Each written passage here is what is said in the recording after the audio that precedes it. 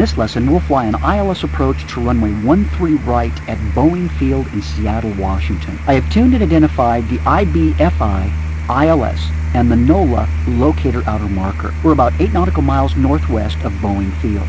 We're flying east on a heading of 085 degrees at 2,200 feet. We'll need to intercept the ILS and then make our approach. Watch the VOR1 indicator. This is our ILS display. As an ILS instrument, it uses both the vertical needle and the horizontal needle. The vertical needle represents the localizer, and the horizontal needle represents the glide slope.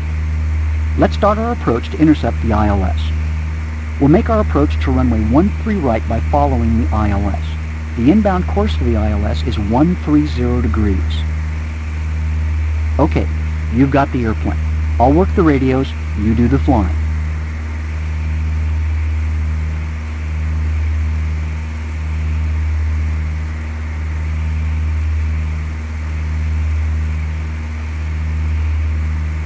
Now we're close to intercepting the localizer. As the localizer needle starts to move, begin a right turn to intercept. Remember that the inbound course is 130 degrees.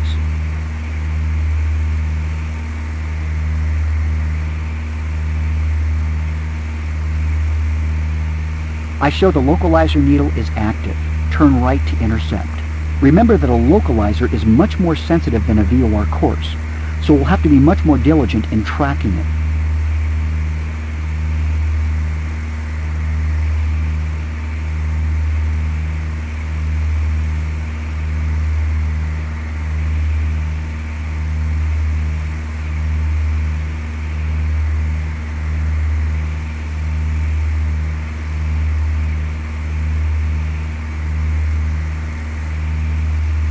Turn right more. Set flaps to 10 degrees and reduce power to slow to 90 knots. Slow down. That's good. Hold 2,200 feet until you see the horizontal glide slope needle center in the VOR1 indicator. When the horizontal glide slope needle centers, you're on the proper descent path.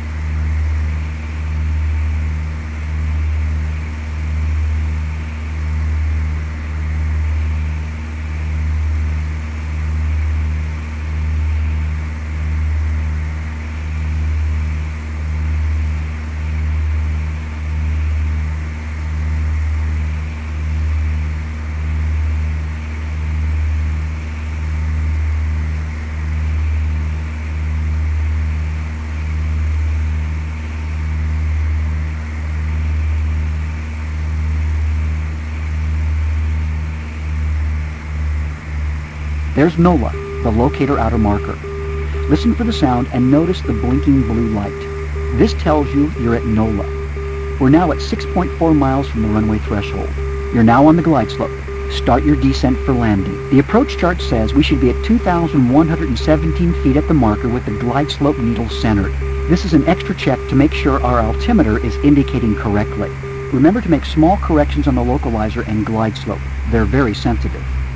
If the glide slope needle moves toward the top of the VOR1 indicator, you're too low. Reduce your descent rate. Don't try to climb back to the glide slope. Just level off and wait for it to come back to you. If the glide slope needle moves toward the bottom of the VOR1 indicator, you're too high. Increase your descent rate. The approach chart says that we should have a descent rate of approximately 500 feet per minute to remain on the glide slope. Focus on maintaining a constant descent rate and be careful not to chase the glide slope needle. Decision altitude for this approach is 263 feet, but for convenience, we'll use 300 feet. If we get to 300 feet without seeing the runway, we'll immediately execute a missed approach.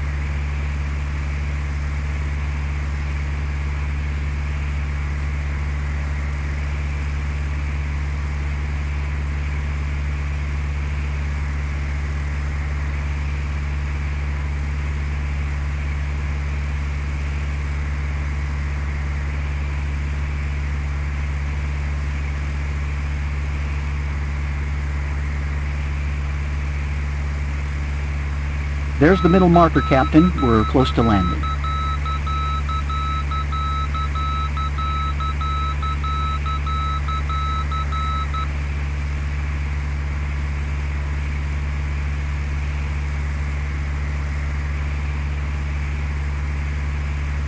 I have the runway straight ahead, and we're cleared to land. Now that we can see the runway, let's prepare to land.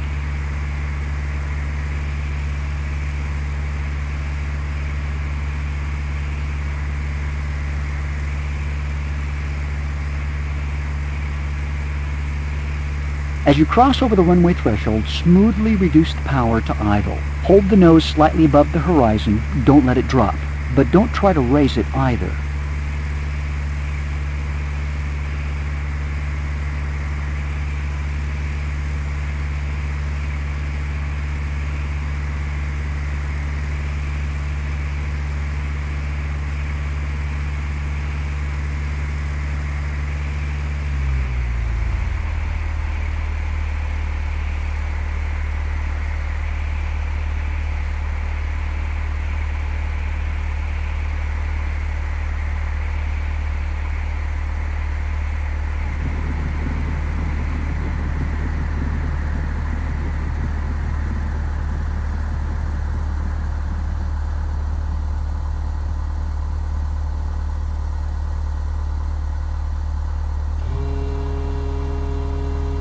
Great job. Welcome to Boeing Field.